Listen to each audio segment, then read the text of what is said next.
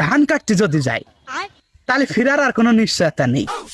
আর যদি না যাই আব্বা কি আরবে না, না একটু গালাগালি দেবে না, না একটু মারবে না, মায়ের তো আর ফেলাবে না নে। খালি বাড়ি চলে যাই, রিস্ক নিয়ে লাভ নেই।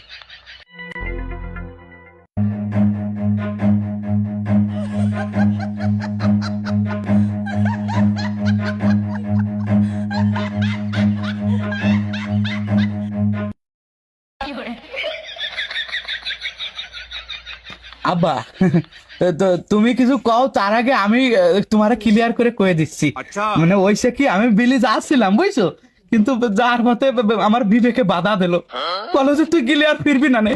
আমি বিবেকের কাছে আইরে গেলাম, সেই জন্যই মনে করো যে বাড়ি মো চলে আইছি, আর যাইনি। পরে আসতে আসতে আবার কষ্ট হয়ে গেছে, ঘর পর্যন্ত পৌঁছয়নি, এনি বইছিলাম এনি ঘুমাই গেছি। আব্বা আব্বা না না সমস্যা নেই, আজকে তোর বিবেকের সমাধান আমি করবো।